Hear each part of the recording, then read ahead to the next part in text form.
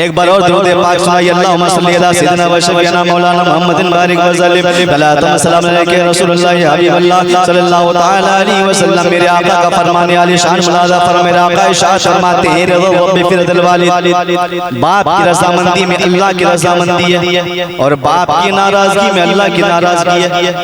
अक्सर माँ के हवाले से बयान किया जाता है, बाप की अहमियत और बाप की फजीलत बहुत कम बयान किया जाता है। सही बात है कि नहीं? लेकिन मैं आपको बताऊं, कसम खुदा की माओं के कदमों के नीचे जन्नत है, तो बाप जन्नत के दरवाजों में से बीच का दरवाजा। जितनी मोहब्बत माँ से करो उतनी मोहब्बत अपने बाप से भी करो। इसलिए कि अगर माएँ रोटियां बना के बच्चों को खिलाती है ना, तो रोटी को लाने वाला बाप होता है। रोटियों का इंतजाम करने वाली जात का नाम बाप है। एक फैमिली की जिम्मेदारी उठाने वाली जात का नाम बाप है। उस इंसान के दिल से, उसके कलेजे से, जिसके सर से बाप का साया उठ चुका है। ये मत देखो कि मेरा बाप अमीर है गरीब है, ये मत देख मेरे बाप का लिबास कैसा है, मेरे बाप का स्टेटस कैसा है। अरे ये जरूरी नहीं कि बाप अमीर हो या गरीब हो, बाप का साया बाकी रहना ही ये बड़ी नेमत है। बाप का जिंदा रहना ही बड़ी नेमत है। इसलिए अपने माओ से भी मोहब्बत करो, बाप से भी मोहब्बत करो मेरे कौम के इस्लामी भाइयों। वरना याद रखो, माँ बाप के नाफरमान जब मरेंगे तो उसे कलेमा नसीब नहीं होगा। समझे कि नहीं? माँ बाप की मोहब्बत से जन्नत मिलती है और माँ बाप की नाफरमानी से जहन्नम।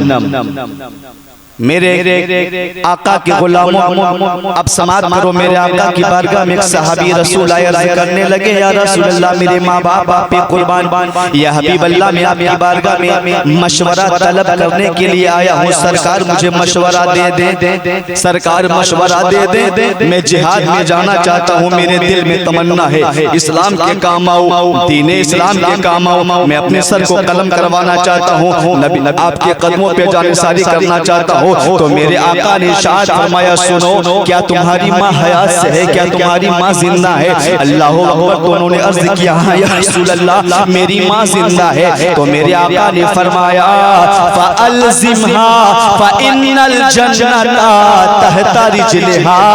ऐ मेरे गुलामों सुनो, अगर माँ तुम्हारे घर में जिंदा है तो पहले घर जाओ और माँ की खिदमत करो, इसलिए कि जन्नत तो माँ के कदमों के नीचे है। जन्नत माँ के कदमों के नीचे। और सुनिए, बाप को जन्नत के दरवाजों में से बीच का दरवाजा कहा गया। और दूसरे मकाम पे मेरे आका ने फरमाया कि बाप राजी तो अल्लाह राजी। अब इसको मैं साबित कर दूं, तकरीर खत्म।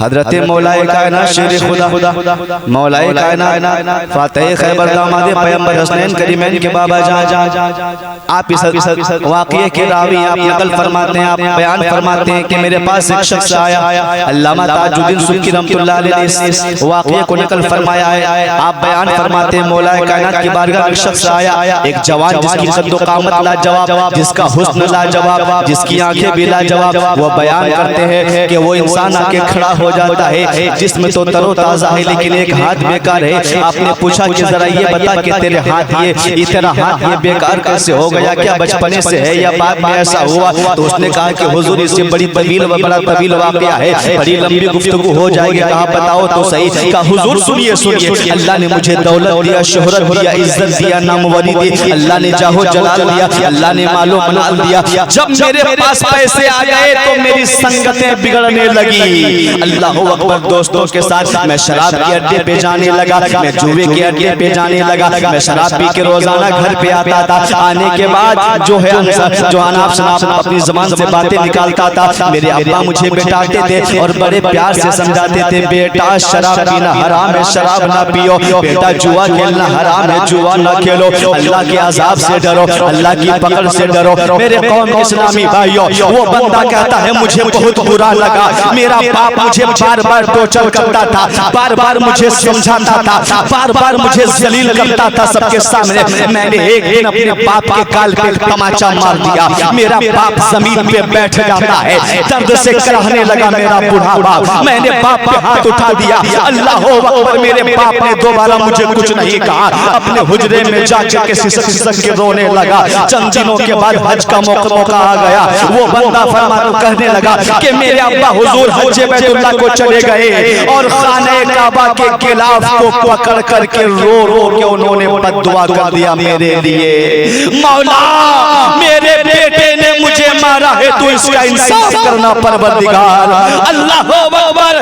अभी बाप के हाथ नीचे नहीं आए थे कि बेटा का इधर हाथ बेकार हो जाता है। एक हाथ जिस हाथ से बाप को मारा था वो हाथ काम करना बंद कर देता है, ना उंगलियां हिल रही है ना हाथ हिल रहा है। अल्लाह अकबर। जरा सुनो, बाप पर हाथ उठाने वालों, माँ पे हाथ उठाने वालों, माँ बाप को गालियां देने वालों, माँ बाप को बुरा भला कहने वालों, खैरियत अगर चाहते हो तो अभी भी वक्त है, आके माफी मांग लो, तौबा कर लो अल्लाह की बारगाह से।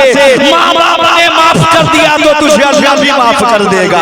अल्लाह अकबर। वो बंदा कहने लगा कि मेरे अब्बा ने मेरे लिए बद्दुआ कर दिया, मेरा हाथ बेकार हो गया। अल्लाह अकबर। मैं अपने अब्बा की बारगाह में सुबह शाम आता, पाँव पकड़ के गिड़गिड़ाता, अब्बा मुझे माफ कर दो, अब्बा मुझे माफ कर दो, मुझसे बहुत बड़ी गलती हो गई है, अब ऐसा नहीं करूंगा। कसम खुदा की, बाप तो बाप होता है, माँ तो माँ होती है, कलेजा पिघल जाता है। माँ बाप पे चाहे तुम जितना अत्याचार करो, माँ बाप पे चाहे तुम जितना जुल्म करो, लेकिन माँ बाप का दिल ही ऐसा दिल है कि वो माफ कर ही देते हैं। वो रूठ जो है ज्यादा दिन तक रूठ कर नहीं रह सकते हैं, वो मान ही जाते हैं। बाप ने कहा ठीक है बेटा, अगर तू शर्मशार है तो चल इंसान फिर हज बैतुल्लाह को चल, मेरे साथ चल। जिस मकाम पे मैं खड़े होकर तेरे हक में बद्दुआ किया था मैंने, उसी मकाम पे तेरे लिए दुआ करूंगा। अल्लाह अकबर। बाप बेटा चले हज बैतुल्लाह को, लेकिन हाय रे तकदीर, हाय रे किस्मत, रास्ते में बाप का इंतकाल हो जाता है। बाप इंतकाल कर जाता है, रास्ते में जनाजे की नमाज पढ़ी जाती है, तदफीन हो जाती है, दफन कर दिया जाता है। अल्लाह अकबर। वो बंदा हज करके वापस आता है, लेकिन हाथ अभी भी सही सलामत नहीं है। मौला अली की बारगाह में फरियाद करने लगा, सरकार अब तक तो ये राज था, ये राज फाश हो चुका है, सरकार दुआ फरमा दीजिए, सरकार मेरे लिए दुआ कर देते रखा कि मेरा हाथ ठीक हो जाए, मेरा हाथ दुरुस्त तो सही सलामत हो जाए। मौला अली ने फरमाया ठीक है, मैं दुआ तो करता हूँ, लेकिन अगर तुम्हारे वालिद तुमसे राजी होके गए हैं तो मेरी दुआ कबूल हो जाएगी। मौला अली ने हाथ उठा दिया, मौला अली ने हाथ उठा दिया, ऐ मौला पाक परवरदिगार आलम, ये गुनहगार बंदा शर्मशार है, ये खताकार शर्मशार है, ये नादिम है, पशेमा है, ऐ मौला इसके खताओं को माफ कर दे, ये अपने बाप का मुजरिम है, मौला ये शर्मशार है, मौला इसके हाथ को दुरुस्त कर दे। मौला अली ने वास्ता दिया अपने महबूब का, अल्लाह अकबर, और दुआएं मांग रहे हैं मौला अली। जरा सोचो तो सही, दुआ मांग रहे हैं मौला अली, और नबी का वास्ता लेकर के, रसूल पाक का वास्ता लेकर के अल्लाह अकबर जो है सिफारिश कर रहे हैं उस गुनहगार बंदे के। अभी हाथ नीचे नहीं आए थे, अभी दुआ हो ही रही थी कि उंगलियां हरकत करने लगती है, हाथ में जान पैदा हो जाता है। एक जमाने से हाथ बेकार था, अब हाथ तरोताजा हो गया है, बगैर हकीम के, बगैर डॉक्टर के, बगैर दवाई के हाथ जिंदा हो जाता है, हाथ काम करना शुरू कर देता है। कदमों में गिरा वो बंदा कहने लगा, सरकार ये तो आपकी दुआ की बरकत है कि मुझे दोबारा हाथ मिल गया।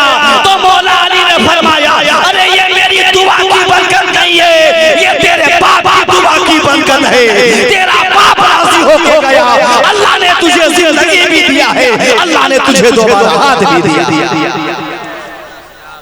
मेरे कौम इस्लामी भाइयों, पता ये चला कि इंसान अगर माँ बाप से सच्ची मोहब्बत करे तो माँ बाप की दुआ से इंसान तो वली बन जाता है। कहिए माँ बाप की दुआ से इंसान वली बन जाता है, वली। मेरे कौम के इस्लामी भाइयों, इसलिए मेरी गुजारिश ये है, अपने माँ बाप को ना रुलाना, अपने माँ बाप को ना सताना। अगर माँ बाप जिंदा हैं, चाहे जैसे हैं, अपने माँ की कद्र करो। और सुनो गरीब मुसलमानों, तुम्हारे लिए तो बड़ा इनाम है, हमारे लिए तो बड़ा इनाम है। मेरे आका ने फरमाया, अगर दौलत नहीं है, सरबत नहीं है, हज को नहीं जा सकते हो, तो रोजाना सुबह शाम जब घर से निकला करो, आया करो, जाया करो, तो प्रेम से मोहब्बत मोहब्बत से माँ बाप का चेहरा देख लो, अल्लाह तुझे हज्जे मकबूल का सवाब, अल्लाह तुझे हज्जे मकबूल का सवाब पाएगा। माँ बाप का चेहरा देखने वालों, माँ बाप का चेहरा मोहब्बत से देख। किसी ने अर्ज किया, या रसूल अल्लाह, अगर दिन भर में कोई बंदा 100 बार देखे तो 100 बार देखे तो मेरे आका ने फरमाया, अल्लाह अकबर, अल्लाह अतियब, अल्लाह बहुत बड़ा है, अल्लाह बहुत पाकीज़ा है। अगर कोई बंदा 100 बार भी अपने माँ बाप का चेहरा देखेगा तो अल्लाह उसे 100 हज्जे मकबूल का सवाब अता फरमाएगा। एक दो नहीं, 100 हज्जे मकबूल का सवाब उसे दिया जाएगा। इसलिए जन्नत तो घर में है, मज़ारों पे जाके 10,000 की चादरें तो हम चढ़ा देते हैं, दिल्ली और मुंबई जाके होटलों में रह के हम हजारों खर्च कर देते हैं, लेकिन गाड़ी के नाम पे, मोबाइल के नाम पे, हाथ में मोबाइल 50,000 का, गाड़ी 10 लाख 15 लाख की गाड़ी घर में होती है, लेकिन कसम खुदा की जात जाके उसके घर के आंगन में देख, वो जितना खुशहाल है ना, उसके घर में रहने वाली बूढ़ी माँ उतनी ही बदहाल होती है, उसका बूढ़ा बाप बदहाल होता है। ये दयाकारी नहीं चलेगी, ये दिखावा अल्लाह को पसंद नहीं है। गाड़ियां खरीदने वालों खरीदो, मोबाइल लेने वालों लो, मज़ारों पे जाओ, अल्लाह के वली तुमसे चादरों से राजी होने वाले नहीं है, तुम्हारी अगरबत्ती से राजी होने वाले नहीं है, तुम्हारे फातिहा से राजी होने वाले नहीं है। अगर गौसे पाक को राजी करना है, कल के अरबी शरीफ है, तो फातिहा करने से पहले माँ बाप को राजी करके तुम अगर 11 रुपये कभी दिया दोगे तो गौसे पाक तेरे फातिहा को कबूल फरमाएगा। 11,000 तो बहुत बड़ी बात है, 11 रुपया का भी फातिहा करोगे ना माँ बाप की दुआ लेके तो कसम खुदा की कबूल हो जाएगी।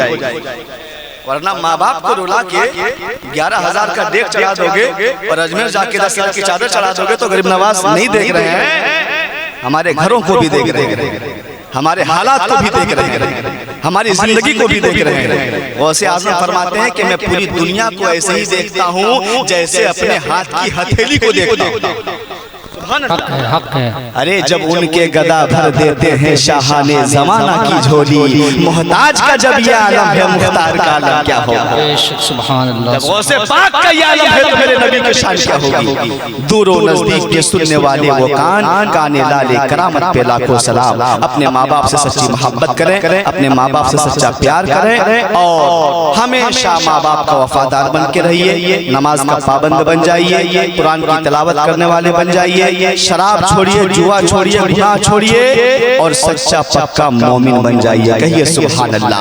अल्लाह ने आपको मोमिन बनाया है, अपने मुकद्दर पे नाज करो। अल्लाह चाहता तो किसी के घर में पैदा कर देता, कहीं भी पैदा कर देता, कुछ भी बना देता आपको, लेकिन आप इंसान हैं, आप मोमिन हैं। तभी तो किसी ने कहा है अल्लाह ने इंसान को इंसान बनाया, अल्लाह ने इंसान को इंसान बनाया और सच तो ये है कि हमको मुसलमान बनाया। अल्लाह ताला का करम है कि हम मुसलमान हैं। अल्लाह तबारक व तआला हम तमाम मुसलमानों को नेक राह पर चलने की तौफीक अता फरमाए और सुनने से ज्यादा अमल करने की तौफीक अता फरमाए। अस्तगफिरुल्लाह रब्बी मिन कुल्लि ज़ंबि व अतूबु इलैह। अस्सलामु अलैकुम। अब आइए खड़े होकर सलाम।